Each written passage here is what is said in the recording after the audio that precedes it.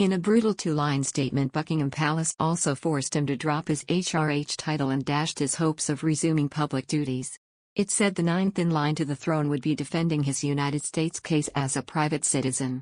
Palace sources said the ruthless and swift decision had been widely discussed within the royal family following Andrew's failed bid to persuade a judge to dismiss the civil lawsuit in which he is accused. Prince Charles and his son William are understood to have been instrumental in the move to force him out before the Queen made up her mind on Wednesday, straight after the court verdict. "This is about the survival of the institution at all costs. Always has been and always will be," a senior palace source said. In its statement, the palace declared, with the Queen's approval and agreement, the Duke of York's military affiliations and royal patronages have been returned to the Queen.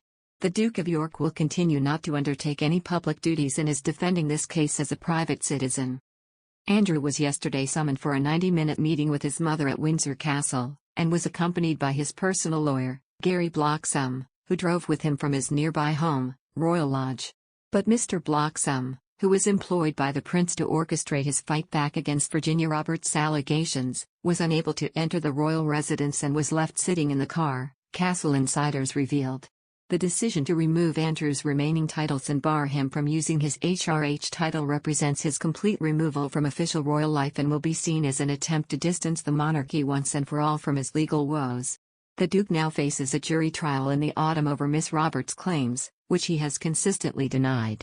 It is believed that discussions among family members have been going on for several weeks as Andrew's attempts to derail the case were repeatedly shot down. Prince Charles has spoken to his mother by phone from Scotland, where he is in residence, following the judgment against his brother in a New York court. Prince William was at Windsor Castle on Wednesday to conduct an investiture on behalf of his grandmother and would have spoken to her personally as well. A well-placed palace source said the Queen and her advisors had decided to follow the same model of effective banishment with Andrew as she had with the Duke and Duchess of Sussex. They have taken this decision to insulate the institution from being hit by all the shrapnel that is flying around, they added. It follows the same model as the Sussex separation. The removal of titles and patronages means the institution can now legitimately say it is not involved. It was a ruthless and swift decision which will have been recommended by the Prince of Wales and the Duke of Cambridge and sanctioned by the Queen. Other sources said the decision would have pained the Queen enormously, given Andrew's position as her so-called favourite son. But just as with Harry and Meghan, the 95-year-old monarch would have known she needed to act for the sake of the monarchy and her legacy. She has the ability, when push comes to shove, to know what is best for the institution and will act in her role as head of state, not a mother, said another source who knows her well. She loves Andrew and this doesn't mean he is no longer her son. But a decision had to be made as it was overshadowing everything the family did in her forthcoming Platinum Jubilee. Everyone will be feeling very relieved he has finally been cut adrift. It may even help him to have more clarity in fighting the case. The beleaguered prince, 61, was last night keen to make clear that his battle to clear his name and restore his reputation was not over. A source close to the Duke said his legal team were unsurprised by the judge's decision not to throw the sex case out given last week's bruising hearing in New York, during which he was openly dismissive of their argument to dismiss the suit. They added, "This is a marathon, not a sprint, and the Duke will continue to defend himself against these claims."